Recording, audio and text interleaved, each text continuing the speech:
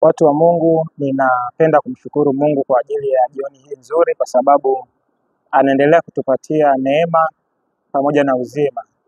Lakini pia ninawashukuru watu wa Mungu kwa jinsi ambavyo tumekuwa pamoja tukisapotiana kwa maombi, kwa hali na mali katika kila kitu ambacho tunakifanya.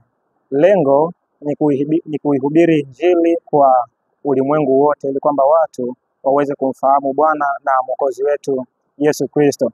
Ningeweza kuwataja kwa majina watu ambao tumekuwa pamoja, lakini ni wengi hata siwezi kuwataja kwa jina, lakini wote kwa pamoja basi ninasema Mungu awabariki sana. Na hivi ninawakaribisha katika tafakari nyingine ambayo tunaenda kuwa nayo siku ya leo. Tafakari ya leo ni nzuri na ninaamini ya kwamba itatusogeza miguuni pa Mungu.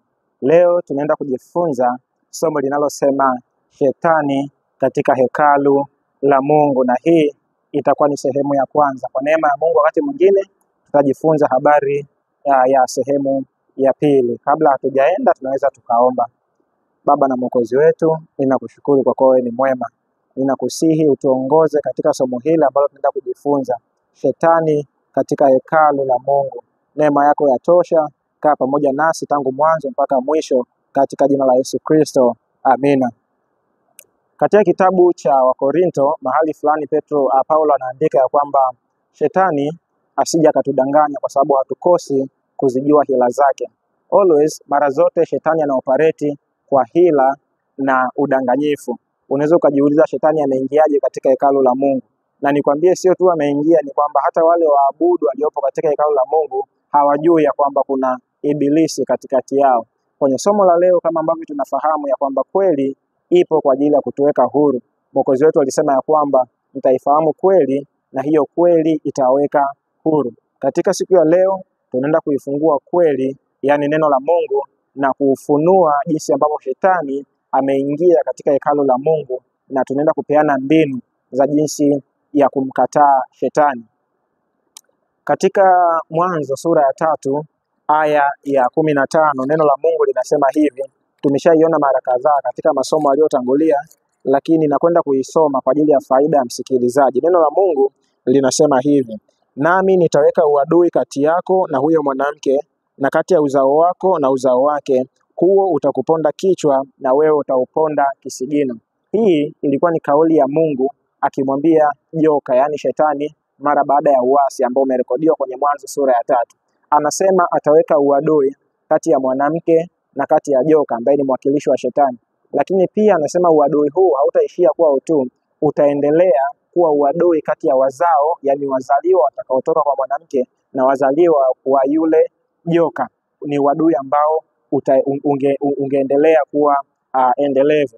Kauli hii ni kauli ya kinabii, kwa sababu tunajua ya kwamba mawanda ya hii aya hayakujikita tu kumwakilisha Hawa au kumwakilisha Shetani katika mazingira yale. Hapana, ni neno ambalo lilikuwa lina matumizi mapana ya kinabii, likiwakilisha vita ya daima ambayo ingekuwepo baina ya Shetani na kanisa la Mungu. Kumbuka wakati huu huyu mwanamke anasimama kuwakilisha kanisa katika picha pana ya kinabii, na tunajifunza hata ukisoma kitabu cha Waefeso, anasema kwamba enyi waume wapendeni wake zenu kama Kristo naye alivyolipenda kanisa. Lakini huo sio mfano pekee. Tutaenda kuangalia Ufunuo sura ya 12 ambapo ni sehemu nyingine ambao kanisa linawakilishwa kama mwanamke. Unapoenda Ufunuo 17 unakutana na yule mwanamke mwingine, mwanamke kahaba, ambaye naye ni mwakilishi wa kanisa lililoasi.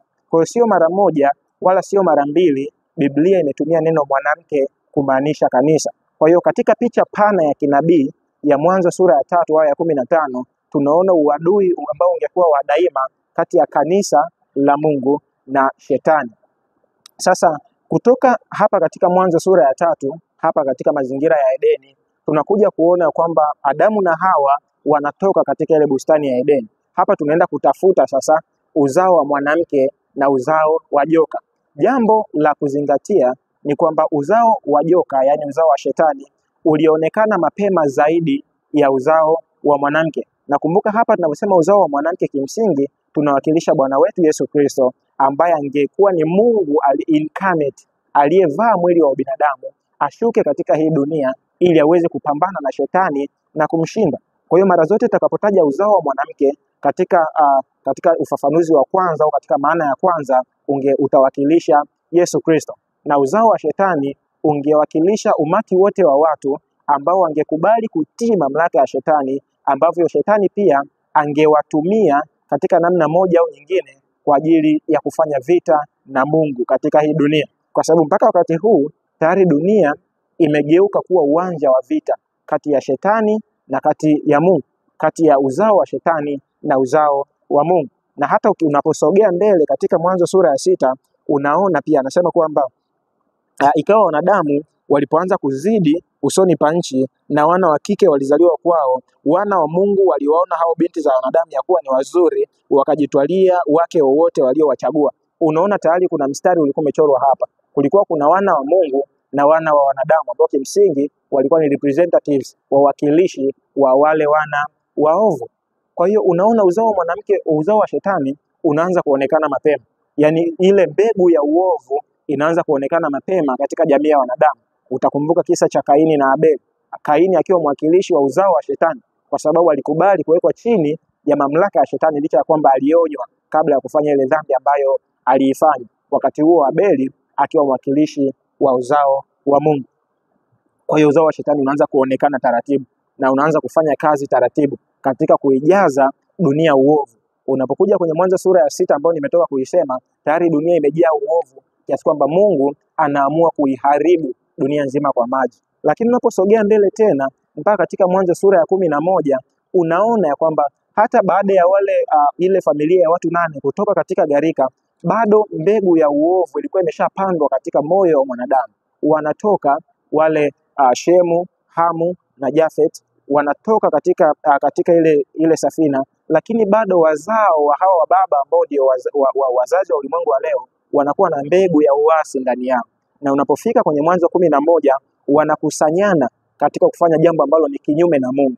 Kumbuka Mungu alikuwa ameagiza kwamba zaeni mkaijaze nchi, tawanyikeni mkaijaze nchi, lakini wao wanaamua kujikusanya katika ule uwanja wa Shinari na kusema kwamba watajenga mji na kujaribu kufika mbinguni. Mbegu ya uasi na kwenda kinyume na maagizo ya Mungu inaonekana mapema kabisa. Kumbuka mpaka wakati huu uzao mteule au wana wa Mungu wanatajwa, lakini hawatajwi katika upana ule, kana kwamba kusema ya kwamba mpaka wakati huu ni kama dunia ilikuwa imejawa na uovu tu. Lakini atukuzwe Mungu. Tunapofika kwenye Mwanzo sura ya 12 tunaona Mungu akimuita Abraham.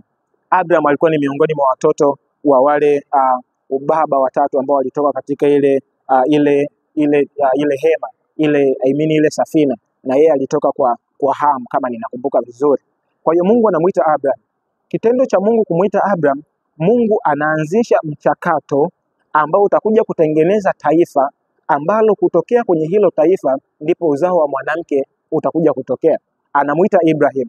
Anapokuja kumuita Ibrahim, na ndio maana anamwambia kwamba kupitia wewe jamaa zote za dunia watabarikiwa. Yaani kupitia kwa Ibrahim atatokea mzao ambaye uzao huo utakuwa ni baraka kwa watu wa dunia nzima.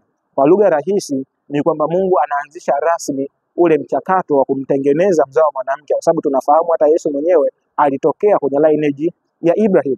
Kwa hiyo Mungu anamuita Ibrahim, na Ibrahim anavyomuita anamtoa katika nchi ya Wakaldayo inaitwa Uru wa Wakaldayo. Anamtoa kule kuliko kuwa na maibada ya sanamu na namna nyingine za ibada ambazo zilikuwa ni kinyume na Mungu. Anamtoa aende katika nchi nyingine, na huko anamwambia atamsaidia awe taifa kubwa, na kutoka kwenye hilo taifa basi mkombozi wa ulimwengu angekuja kupatikana. Kwa hiyo mchakato unaenda hivi.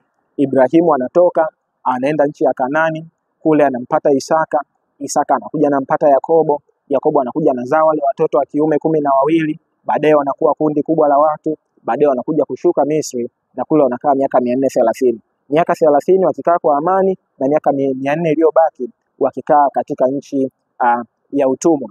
Tunachoweza kukiona mpaka hapa ni kwamba moja, shetani alikuwa anafahamu lengo la Mungu kumuita Ibrahim, ya kwamba Mungu alitaka aanzishe mchakato ambao kutoka kwa Ibrahim angepatikana ule uzao ambao ungekuja kumponda kichwa shetani. Na unaweza pia ukafahamu, yani uzao wa mwanamke unamponda kichwa shetani, halafu uzao wa shetani unamponda kisigino uzao wa mwanamke. Angalia madhara ni makubwa yetu. Kwa hiyo shetani alifahamu ya kwamba kutokea kwa uzao wa mwanamke kungemaanisha mwisho wake, maana angepondwa kichwa, angekufa. Kwa hiyo anaanza mapema kabisa harakati za kutaka kuzuia huu mpango wa ukombozi, kwamba uzao wa mwanamke usije ukatokea kupitia hii lineage ya Ibrahim. Na katika kufanya hivi, shetani anafanya mambo kadhaa ambayo yanaonekana kabisa yakiwa na lengo la kuzuia mpango wa Mungu usiweze kutimia. Na mpango huo ni upi? Huo mpango ni wa Yesu Kristo kuja kutokea katika taifa lile la Israeli kupitia kwa Ibrahim. Kwa hiyo tunachokuja kukiona ni kwamba shetani anaanza kuibua ule uasi, namna fulani ya uasi. Kwanza wale ndugu wanapoenda kule Misri, shetani analeta mateso makali. Yaani mpaka wakati huu taifa la Israeli bado halijafahamu ya kwamba kupitia kwao, yawezekana halijafahamu vizuri kwamba kupitia kwao angetokea mmoja ambaye angekuja kuwa mkombozi wa ulimwengu. Lakini tayari shetani alishafahamu kupitia mateso ambayo alikuwa anawapatia wana wa Israeli kupitia kwa Farao. Alikuwa na lengo la kulidhoofisha lile taifa ili kwamba lisije kuwa taifa kubwa ambalo mpango wa Mungu ungeweza kutimizwa. Lakini tunaona neno la Mungu likisemwa linasimama kuwa imara. Baada ya miaka 400 kuisha, wana wa Israeli wanatoka katika ile nchi. Wanapotoka wanasafiri. Lakini tunaona hata wakiwa njiani bado shetani anapandikiza mbegu za uasi miongoni mwa lile taifa la Israeli wakiwa bado njiani, hata bado hawajafika Kanaani. Lengo ni kwamba wafarakane na Mungu, kwa sababu shetani alifahamu ya kwamba wakati hawa ndugu wanaosafiri watakapofarakana na Mungu, Mungu angeweza kuwaangamiza wote, na hivyo kuzuia mpango mkubwa ambao Mungu alikuwa nao, kwamba kupitia kwa taifa hili aweze kumleta Yesu ambaye angetangaza mwisho halisi wa shetani. Nikusomee kidogo kitabu cha Hesabu sura 1 iko hapa uweze kuona jambo hapa. Hesabu sura za 20. Tunaenda kuangalia neno la Balaki. Yuko nabii mmoja ambaye anaitwa Balaki. Anasema kwamba Hesabu sura ya 24. Unaposoma sura ya 24 yote aya ya 17 anasema hivi: namuona lakini si sasa, namtazama lakini si karibu. Nyota itatokea katika Yakobo, na fimbo ya enzi itainuka katika Israeli, nayo itazipiga pembe za Moabu na kuwavunja wana wote wa Gasia. Nabii huyu Balaki anatabiri habari ya kuja kuinuka kwa Yesu. Anasema kwamba ninaiona nyota lakini si sasa, ninaitazama lakini ni mbali. Anasemaje? Anasema fimbo ya enzi itachipuka kutoka kwa hili taifa la Israeli, itazipiga pembe za Moabu na kuwavunja wana wote wa Gasia. Kumbuka mpaka wakati huu taifa la Moabu ambalo lilikuwa ni ndugu wa Israeli pamoja na mataifa mengine ya Kanaani tayari yalishakuwa chini ya utawala wa shetani. Yalikuwa ni mataifa yaliyotopea katika ibada ya sanamu. Kwa hiyo anasema ninapoitazama hii fimbo ambayo inatokea katika Israeli, itakuja itavunja mataifa haya ya Moabu pamoja na mataifa mengine, kana kwamba kusema ya kwamba itakuja itashindana na shetani, kwa sababu aliye nyuma ya Moabu ni shetani. Aliye nyuma ya ibada ya sanamu, ibada za kutolea za kuteketeza wanadamu ni shetani. Kwa hiyo hapa anatangaza kwamba ipo nyota itakuja kutokea ambayo itashughulika, itafanya vita na shetani na itamshinda. Kupitia unabii huu shetani anaogopa, kwa sababu iko nyota anayoiona inatokea ambayo inatishia utawala wake kwa jamii ya wanadamu. Nini kinatokea? Shetani anapandikiza mbegu ya uasi na kujaribu kushawishi taifa la Israeli liende kinyume na Mungu. Hata hapa unaposoma Hesabu tu sura ya 25 tayari unaona uasi kama huo unaibuka. Uasi huu unapoibuka, wana wa Israeli wanafarakanishwa na Mungu, na katika kufarakanishwa shetani anadhamiria na kufikiria kwamba kupitia jambo hili basi wana wa Israeli watapotezwa kabisa, watauawa, watoke katika uso wa nchi. Lakini shetani hamfahamu Mungu, hajui jinsi Mungu anavyo-operate. Mara zote Mungu amekuwa na watu wake waaminifu ambao wanatunza maagano na kutii maagizo ya Mungu.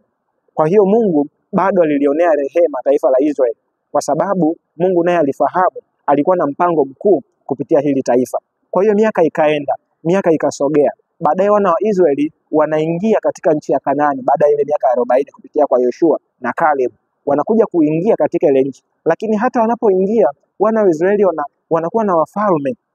Kuna wafalme waaminifu katika kumtii Mungu. wafalme hao wanalisogeza taifa miguuni pa Mungu. Mungu anaipenda Israeli, anawatunza watoto wake anakuwa katika hali ya amani. Lakini jambo la kusikitisha ni kwamba waliibuka wafalme wengine waasi, wafalme waovu ambao walilipelekea kulifarakanisha taifa la Mungu Israeli lipishane kabisa na Mungu, kiasi kwamba bado shetani anaoperate kupitia hawa wafalme wasiomcha Mungu katika namna yake ya kuingiza taifa la Israeli katika ibada ya sanamu na katika namna nyingine ya maisha yasiyofaa, ili Israeli likome kuwa taifa teule mbele za Mungu, ili ule mzao asije apatokea. Ninaamini mpaka hapo watu wa Mungu tunaelewana. Unafahamu habari ya wafalme ambao katika nyakati za ufalme wao Mungu alikuwa karibu sana na taifa la Israeli. Unafahamu habari ya mfalme Daudi, alikuwa ni mfalme mcha Mungu. Huyu aliongoza taifa katika ibada ya kweli mbele za Mungu. Lakini pia alikuwepo Sulemani, naye kwa wakati fulani aliongoza taifa la Israeli katika ibada ya kweli ya kumwabudu Mungu katika kweli jinsi ambavyo ameagiza. Lakini pia kulikuwa kuna wafalme waovu. Wewe unamfahamu, kuna mfalme alikuwa anaitwa Yeroboamu. Yeroboamu alikuwa ni mfalme wa makabila 10. Baadaye Israeli ilikuja akagawanyika, yakapatikana makabila 10. Yeroboamu analiongoza taifa la Israeli katika uasi, na Mungu analikataa kabisa taifa la Israeli. Yale makabila 10 yanachukuliwa utumwani na anapotea. Lakini hata kwenye yale makabila mawili yaliyobaki bado alitokea wafalme ambao sio waaminifu. Kuna wafalme wanaitwa kina Ahab, mfalme muovu ambaye aliongoza taifa la Israeli katika ibada ya sanamu. Lakini katika haya yote Mungu bado anaendelea kuwa na masalio, watu wake waaminifu ambao wanazitunza kweli za Mungu. Na hata Mungu anaposhughulika na Israeli haipotezi kabisa, haiangamizi, bado anaendelea kuitunza, kwa sababu bado kuna mbegu ya watu waaminifu ambao wanatunza maagizo ya Mungu.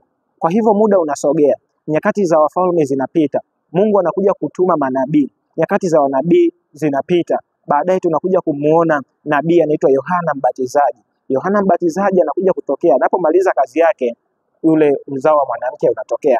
Baada ya miaka mingi kupita, baada ya shetani kujaribu kuliangamiza taifa la Mungu, bado Mungu anajisazia watu wake waaminifu, na wakati unapofika uzao wa mwanamke unatokea duniani. Bwana Yesu asifiwe. Mbinu ya shetani, mbinu ya kwanza ya shetani inashindwa, ya kujaribu kuzuia uzao wa mwanamke usije duniani kupitia kwa Ibrahim. Na hivi tunasoma katika kitabu cha Warumi sura ya 5. Warumi sura ya 5, neno la Mungu linasema hivi. Nitasoma Warumi sura ya 5 na nitasoma aya ya 7. Anasema aya ya 6, anasema kwa maana tulipokuwa hatuna nguvu, wakati ulipotumia, Kristo alikufa kwa ajili ya waovu. Haleluya. Huyu Kristo ndiye uzao wa mwanamke ambao ulitajwa katika Mwanzo sura ya 3 aya ya 15. Jaribio la kwanza la shetani la kujaribu kuzima hii njozi, huu mpango wa Mungu wa kuleta uzao wa mwanamke ambao utamponda kichwa unashindikana. Yesu anazaliwa. Lakini cha ajabu, shetani bado anaendelea kushughulika. Ameshindwa kuzuia mpango wa Mungu kumleta Yesu duniani. Anajaribu kumuua Yesu. Yaani anajaribu kumfanya mtoto huyu incarnate, huyu Yesu aliyezaliwa kama uzao wa mwanamke, aliyeahidiwa, ambaye anakuja kumponda kichwa shetani. Anajaribu kumzuia asiendelee kuishi. Unajua, unaposoma kwenye Mathayo sura ya 2 unaona hiki kisa vizuri. Herode anajaribu kumuua Yesu. Herode anafikiria kwamba ni Yesu alitangazwa kuwa mfalme.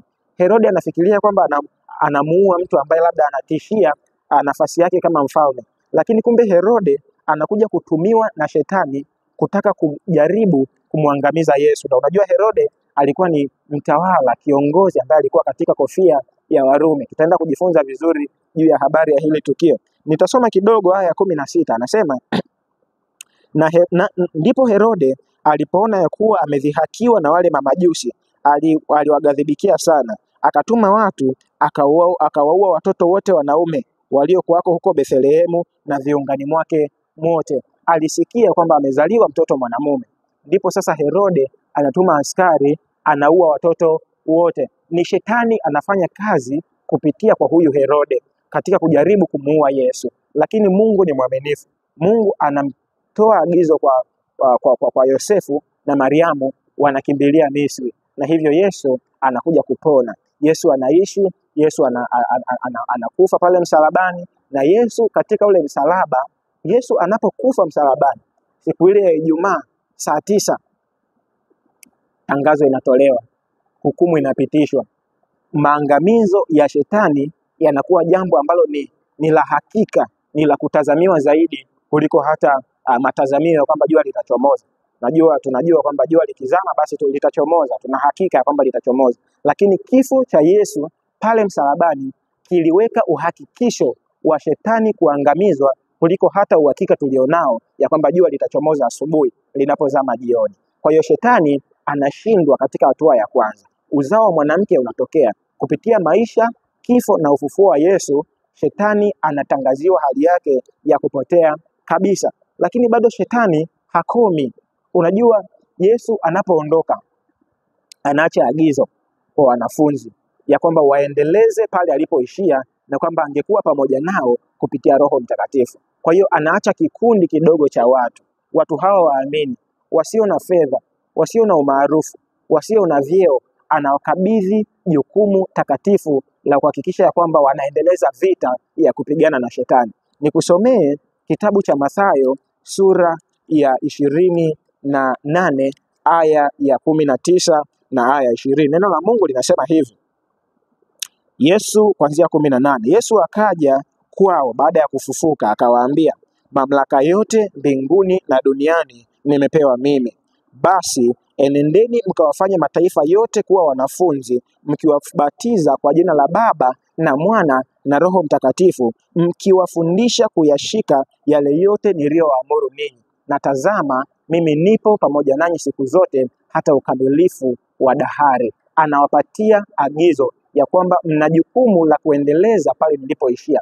Enendeni katika ulimwengu wote, mkaihubiri Injili kwa kila kiumbe. Aaminie na kubatizwa ataokoka, asiyeamini amekwisha kuhukumiwa. Na unajua mtu wa Mungu, agizo hili linaendana kabisa na kile Yesu alichokisema kwa Yohana sura ya 10 aya ya 10, ya kwamba mwizi, yani shetani, haji ila aibe na kuvunja na kuharibu na kuua. Lakini huyu mwana wa Mungu, huu uzao wa mwanamke ambao unabii huu unatimia kupitia Yesu Kristo, anasema alikuja ili wawe na uzima kisha wawe nao tele. Bwana Yesu asifiwe. Na hata Isaya anapotabiri habari ya kuinuka kwa hii nyota ambayo nabii Balaki aliisema kwenye Hesabu 24 aya ya 17, anasema kwa ajili yetu mtoto amezaliwa. Angalia kile ambacho Isaya sura ya 9 aya ya 6 inasema. Nitasoma kwa upesi halafu tuje kwenye point. Isaya sura ya 9 aya ya 6 anasema hivi, maana kwa ajili yetu mtoto amezaliwa, tumepewa mtoto mwanamume, na uwezo wa kifalme utakuwa mabegani mwake, naye ataitwa jina lake Mshauri wa Ajabu, Mungu mwenye nguvu, Baba wa milele, Mfalme wa amani. Mtoto amezaliwa, uzao wa mwanamke umetokea, amepatikana Yesu. Kupitia kifo chake msalabani anatangaza mauti ya shetani, mauti ya kuangamia moja kwa moja. Lakini bado ameacha kundi la watu, anasema mna jukumu la kuendeleza pale nilipoishia. Na unajua mtu wa Mungu, unaposoma kitabu cha Matendo sura ya 10, unaona ya kwamba hili kundi ambalo ameliacha ndilo linakuja kuunda kanisa la awali, kanisa lenye nguvu, linalohubiri, lililojazwa na Roho Mtakatifu. Na kanisa hili, kundi hili la watu wanaitwa Wakristo katika Antiokia. Tumetoka kwa uzao wa mwanamke, kifo na ufufuo. Baadaye Yesu anaacha kundi, analipatia jukumu la kuendeleza vita, kushindana na shetani, wakiwa wamejazwa nguvu ya Roho Mtakatifu. Na hawa wanaitwa kanisa, hawa wanaitwa Wakristo. Sasa shetani anapoona ya kwamba ameshindwa kumwangamiza Yesu, anageuzia hukumu yake na hasira yake katika wale aliowaacha. Kumbuka mpaka wakati huu shetani anajaribu kukomesha kile ambacho Mungu alikuwa amepanga ya kwamba kitokee. Unaposoma kitabu cha Ufunuo sura ya 12 linawekwa hili wazi. Ufunuo sura ya 12, neno la Mungu linasema hivi. 17 anasema, joka akamkasirikia yule mwanamke ambaye tayari tumeshamuona kwamba ni kanisa, akaenda zake afanye vita juu ya wazao wake waliosalia, wazishikao amri za Mungu na kuwa na ushuhuda wa Yesu, naye akasimama juu ya mchanga wa bahari. wazao waliosalia, lile kundi lililosalia hapa duniani, lile kundi ambalo Yesu ameliacha, lile kundi ambalo Shetani anageuzia hasira yake kwa hilo kundi.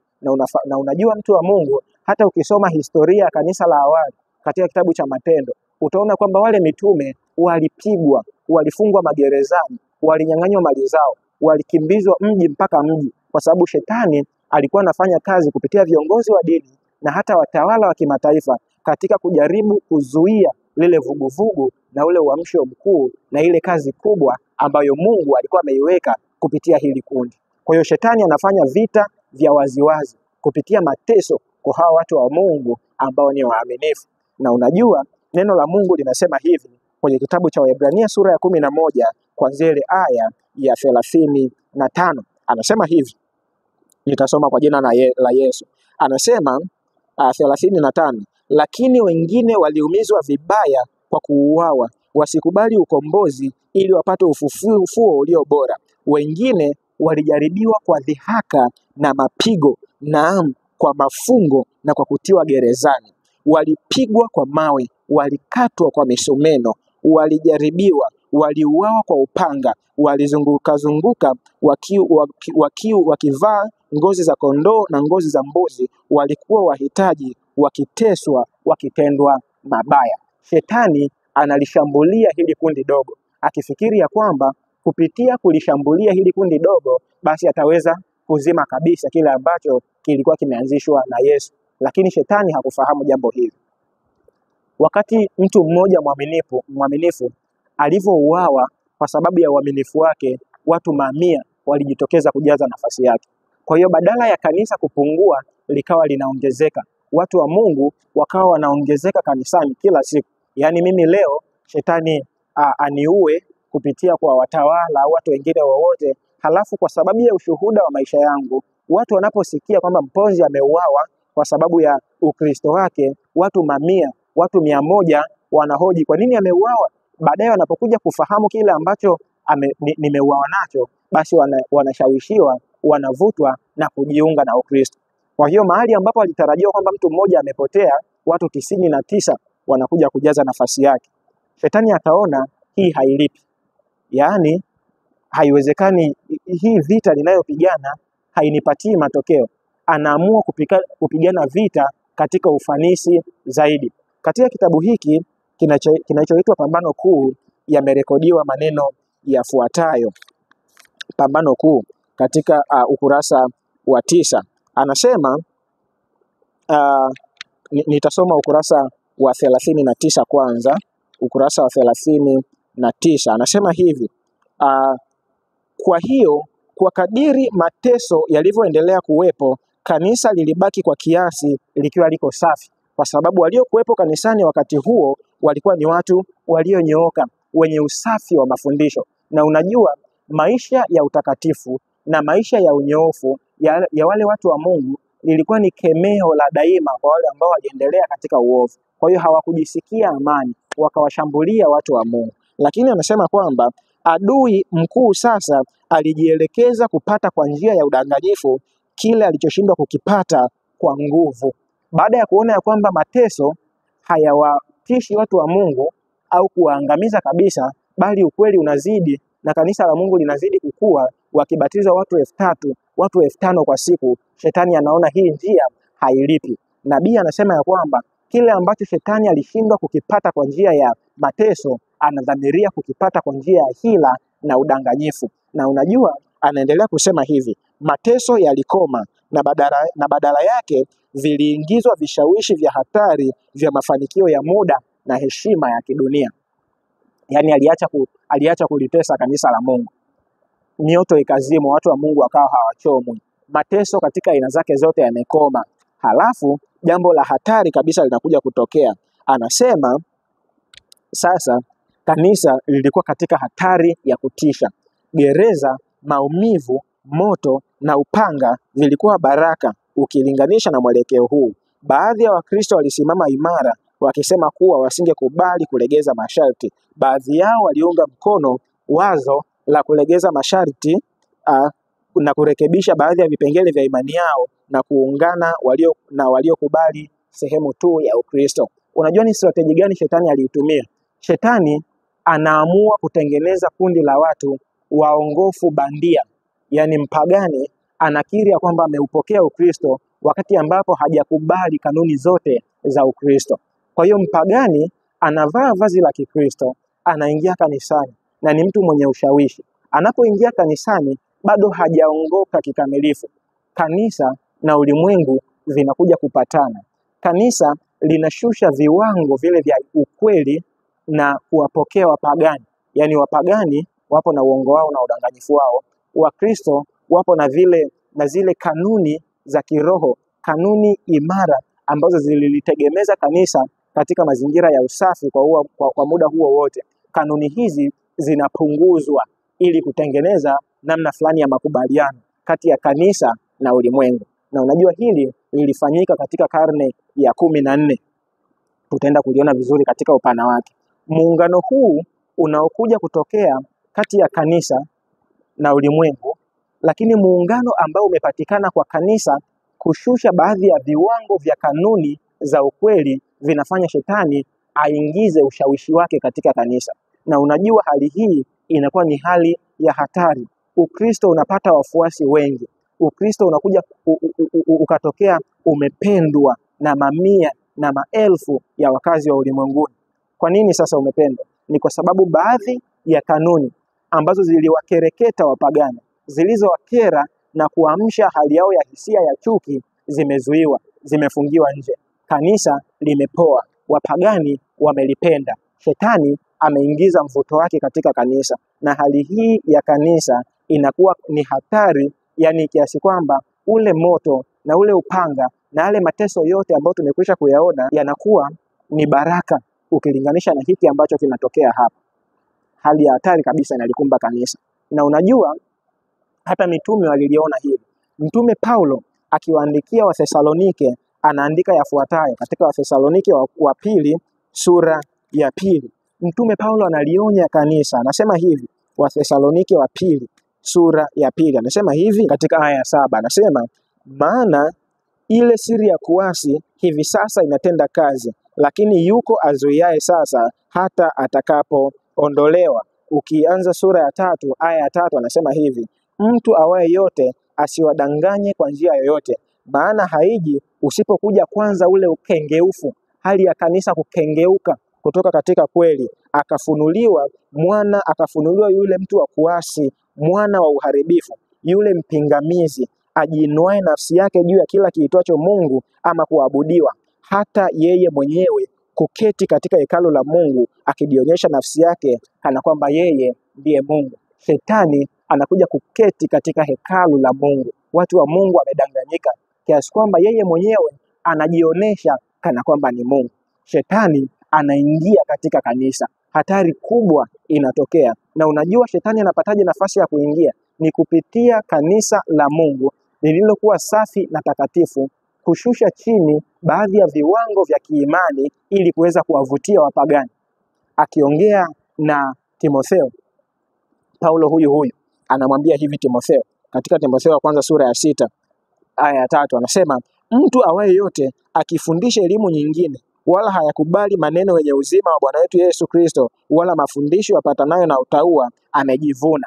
Anasema hapaswi mtu mwingine yoyote kufundisha mafundisho kinyume na yale mafundisho ya Yesu Kristo.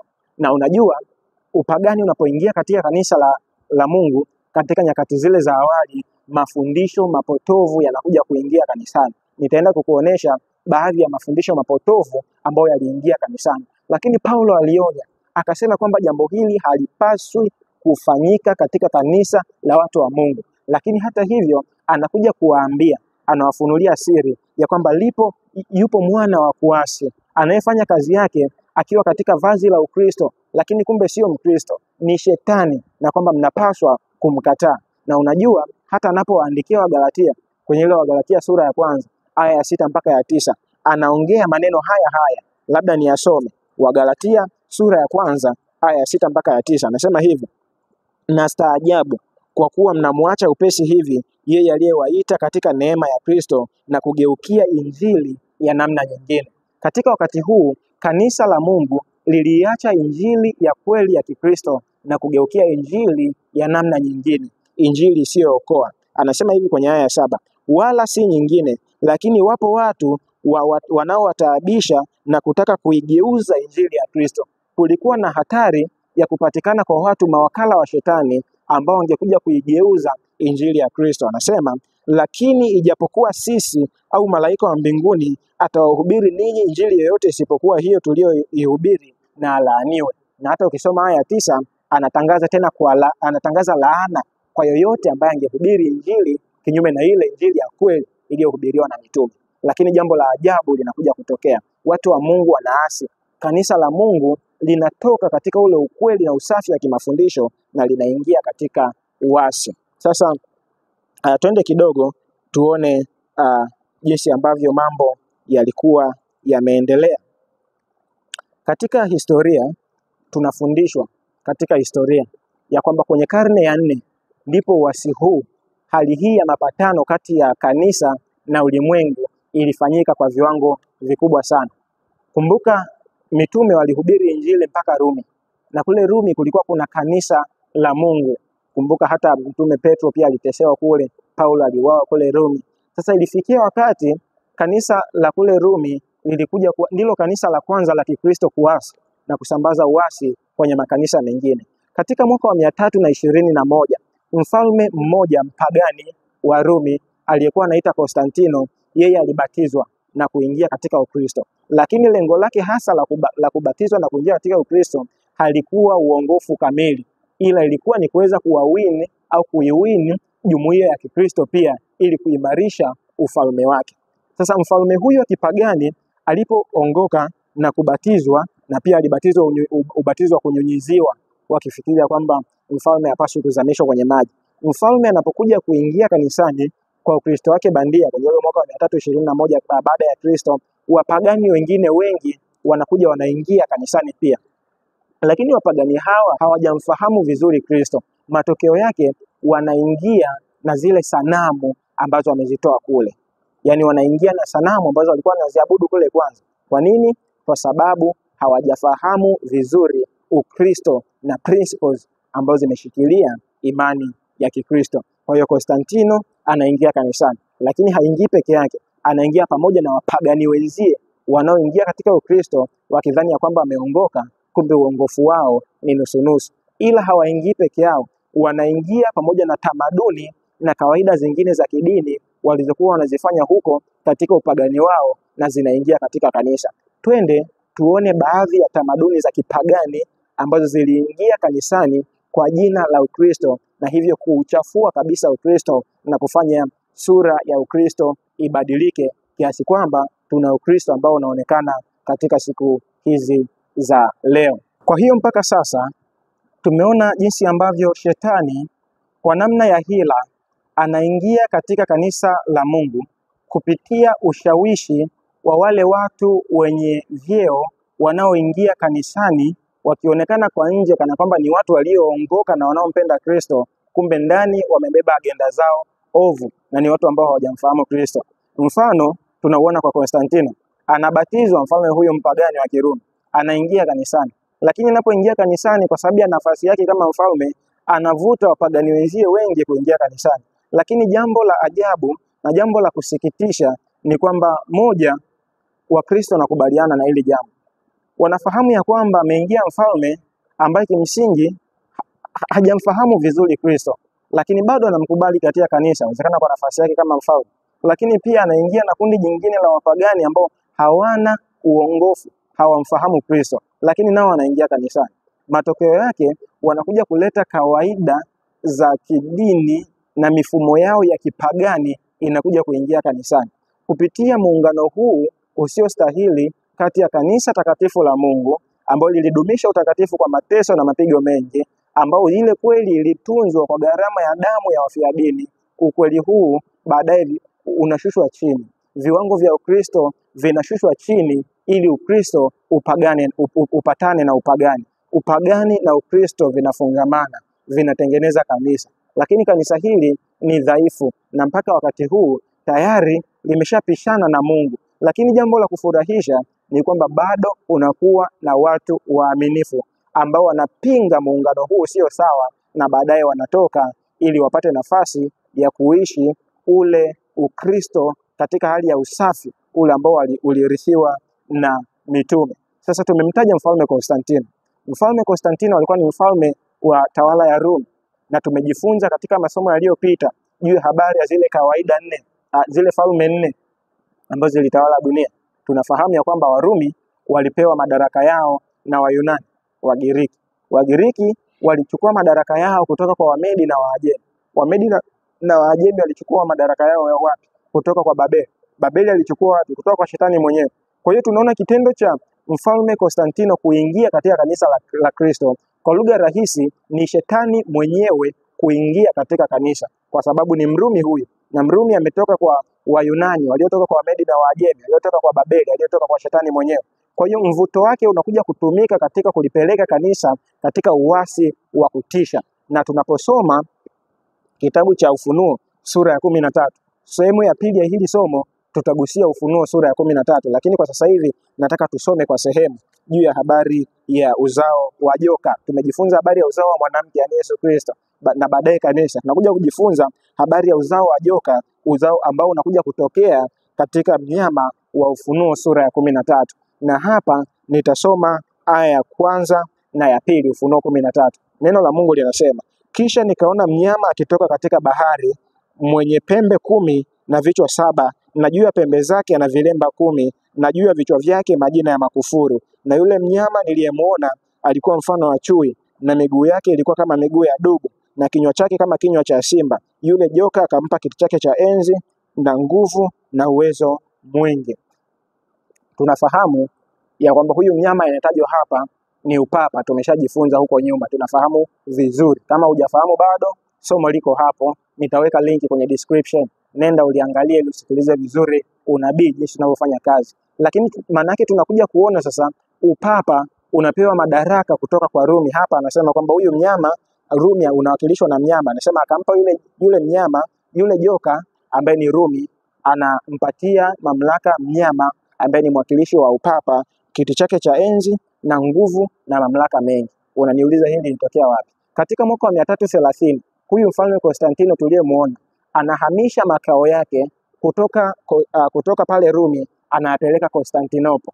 Na kumbuka hapa Rumi kuna askofu wa kanisa, lakini pia kumbuka mpaka wakati huu huyu Konstantino anaonekana ni Mkristo, anakuja kuacha madaraka yake kwa huyu mtawala wa kanisa ambaye yuko hapa Rumi. Na huyu papa, huyu askofu sasa ambaye yuko hapa Rumi analazimika kuwa kiongozi wa kidini na kiongozi wa kisiasa pia. Na unajua historia inasema vizuri kuhusu hili swala. Naomba nisome hapa kidogo. Anasema kwamba hiki ni kitabu kinaitwa The Rise of Medieval Church. Nitasoma ukurasa wa 168. Anasema kitendo cha kuhamisha makao makuu ya ufalme kutoka Rumi kwenda Konstantinopo katika mwaka wa 330 kabla ya Kristo, baada ya Kristo, kimsingi kililiacha kanisa la magharibi mwa Ulaya likiwa huru kutoka kwenye mamlaka ya ufalme ili kuanzisha mfumo wake mwenyewe. Anaendelea kusema, askofu wa Rumi akiwa kwenye kiti cha makaisari, maana ameachiwa kiti huyu, sasa alikuwa mtu mkuu katika upande wa magharibi, na muda si mrefu alilazimika kuwa kiongozi wa kisiasa na kiroho. Na mimi nikuulize swali, mtu wa Mungu, uliona wapi fundisho gani la Yesu ambalo linaagiza kiongozi wa kidini au kiongozi wa kisiasa pia? Hakuna. Lakini leo ni kitu ambacho tumekizoea. Papa ni kiongozi wa kisiasa kwa maana ya kwamba ni mkuu wa taifa la Vatican, lakini pia ni kiongozi wa kidini. Wewe uliona wapi? Neno la Mungu linafundisha wapi? Lakini tunajifunza katika unabii ya kwamba jambo hili lipo na lilitokea. Sasa nilisema wakati fulani ya kwamba twende tukaone baadhi ya tamaduni ambazo ziliingia katika kanisa kutoka kwa hawa wapagani, na badala na jambo la kusikitisha ni kwamba zikarithiwa hata katika makanisa mengine, na zingine zimerithiwa mpaka hii leo. Moja ni ibada ya sanamu. Wapagani walikuwa na sanamu zao walizokuwa wanaziabudu, na hili tunalifahamu vizuri tangu zamani. Lakini wanapoongoka na kujifanya wamekuwa Wakristo, wanaingia na hizi sanamu katika kanisa na kanisa linawapokea. Jambo la ajabu kabisa. Neno la Mungu linasemaje? sanamu hizi zinavyoingia zinapewa majina ya watakatifu. Zinaitwa sanamu za Petro, sanamu za Mariamu na sanamu za watakatifu wengine, na zipo kanisani. Tunajiuliza, watu wa Mungu, tujiulize swali, neno la Mungu linasemaje? Unaposoma amri ya Mungu kuhusu jinsi ya kufanya ibada kwenye kitabu cha Kutoka sura ya 20, naweza nikasoma kwa haraka haraka.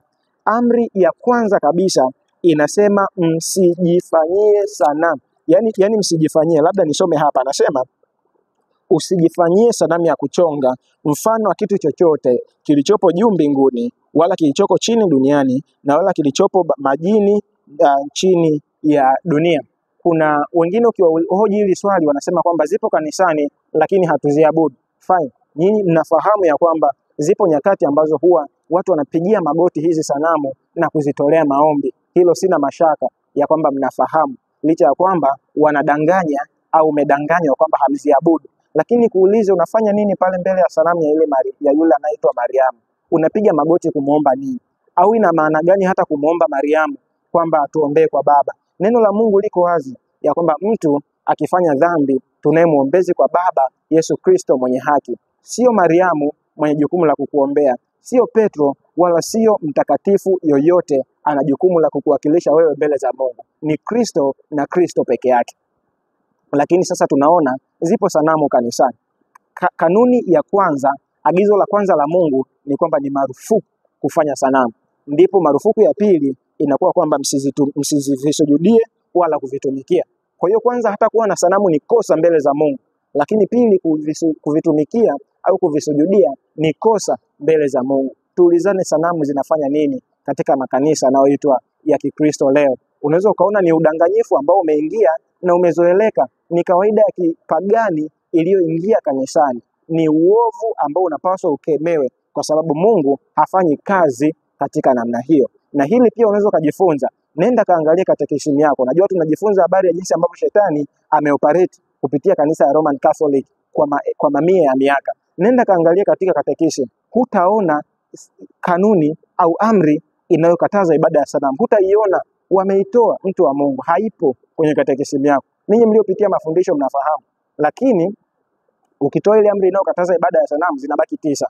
Wameenda kuvunja amri ya 10, wakaigawanya mara 2 ili zitimie idadi ile 10. Amri ya kwanza, usitamani mke wa jirani yako. Ya pili, usitamani mali alionao jirani yako. Lakini angalia, zote ni kutamani. Mtu mwenye akili timamu anafahamu ya kwamba kuna jambo limefanyika hapa. Na unajua hili jambo halijafanyika kwa bahati mbaya. Danieli katika sura ya 7:25 anasema miongoni mwa kazi ambazo zitafanywa na pembe ndogo ambao tunaitambua leo kama mamlaka ya upapa ni kwamba ataazimu kubadili majira na sheria ya Mungu. Na sehemu ya mabadiliko hayo ni kutangua amri ya Mungu ambayo inakataza ibada ya sanamu na baadaye kuivunja ya 10 ili kuweza kupata amri 2. Hili jambo linathibitishwa kabisa, wala haina haja ya kuwa na mabishano katika hili. Lakini jambo la pili ambalo limeingia katika kanisa la leo, katika makanisa ya leo, ukiacha ishu ya ibada ya sanamu, ni habari ya sikukuu za kipagani ambazo zimeingia kanisani na kupewa majina ya sikukuu za kidini, zingine zikiitwa kwa sikukuu za kuzaliwa kwa Yesu pamoja na sikukuu zingine. Angalia kwa mfano ishu ya Krismasi tarehe 25 mwezi wa 12. Ukisoma kitabu cha Luka, twende taratibu tuweze kufahamu vizuri. Nikupeleke kwenye kitabu cha Luka. Tunaenda kumalizia Luka sura ya kwanza. Luka sura ya kwanza aya ya 56 kama ninakumbuka vizuri.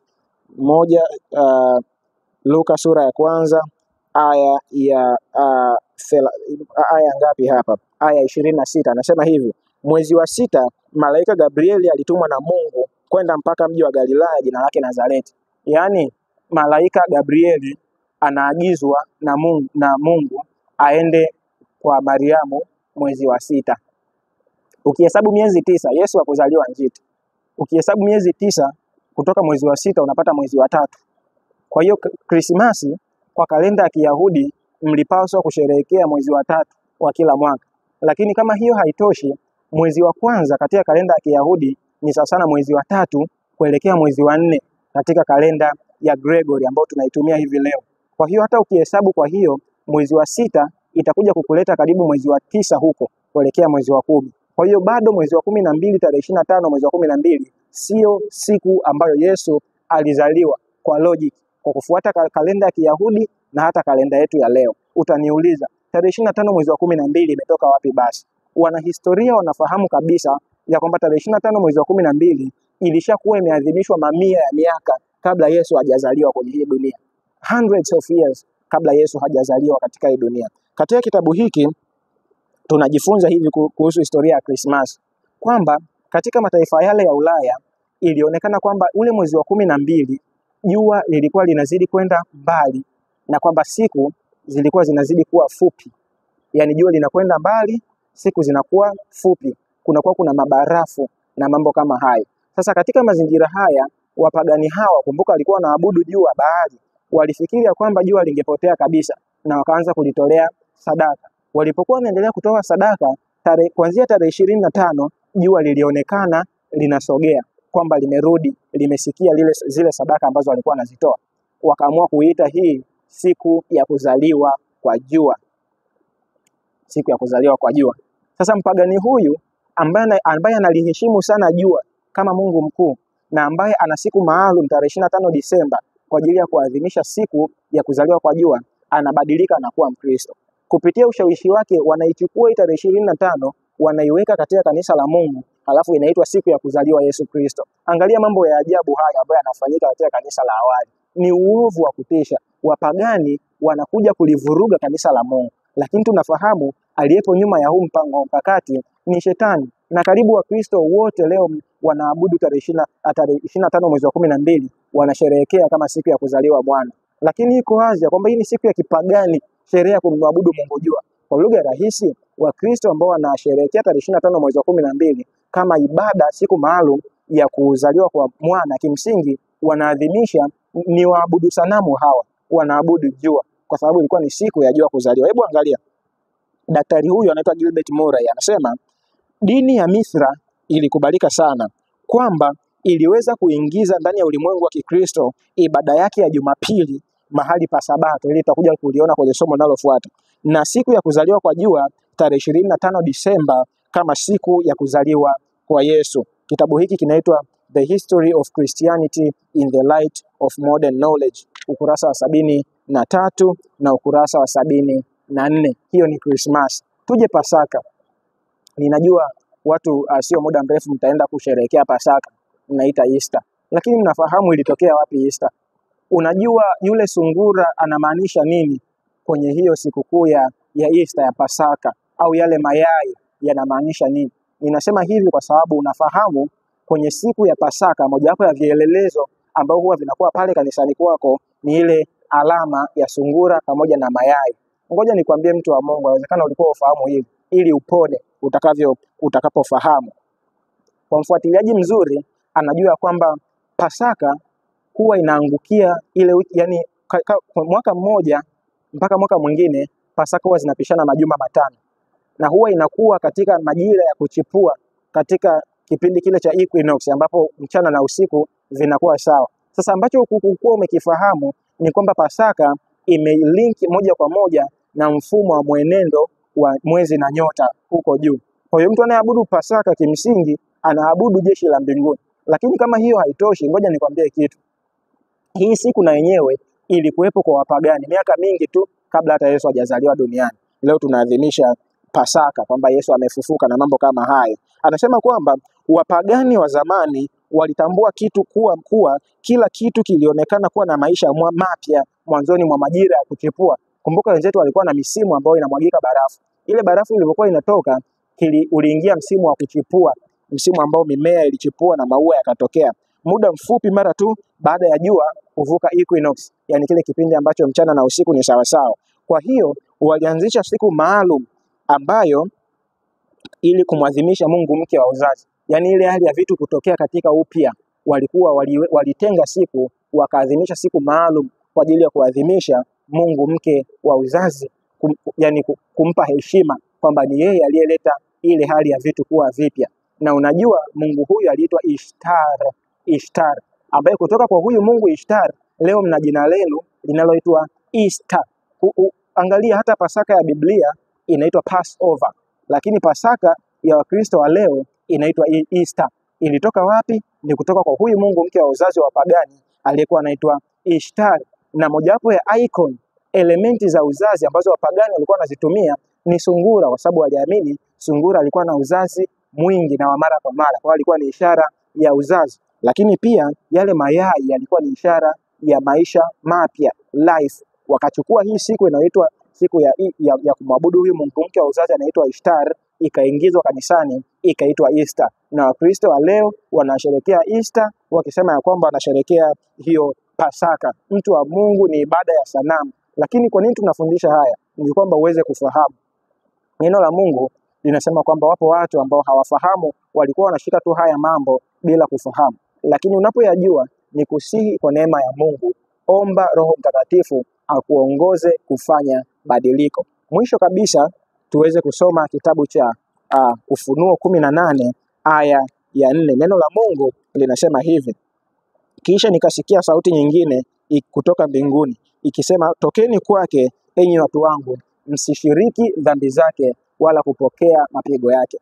Tunajifunza haya maneno na hizi siri za ufalme ili tuepukane na makosa yanayoepukika. Leo tumejifunza mambo mengi kuhusu jinsi ambavyo shetani ameingia katika kanisa la Mungu kwa hila. Mamia ya Waprotestanti wanamwabudu leo bila kufahamu ya kwamba anamwabudu shetani. Lakini unapozifahamu kweli hizi, omba neema ya Mungu ikuweke huru. Nipende kukukaribisha katika somo la pili ambalo litakuwa ni muendelezo wa hiki ambacho tumekijadili, ikijikita sana katika lile somo la 666. Najua wengi mnatamani kulifahamu. Twende pamoja, tutaenda kujifunza habari ya hili somo, tukijifunza kuhusu chapa ya mnyama pamoja na muhuri wa Mungu. Ikiwa una maswali, tunaweza tukayaona kwenye comment section, lakini pia unaweza ukawasiliana nasi kwa namba 0674169209 au 0740169209. Mungu akubariki sana na tuendelee kujifunza. Na hii ni Jerusalem Media Tanzania.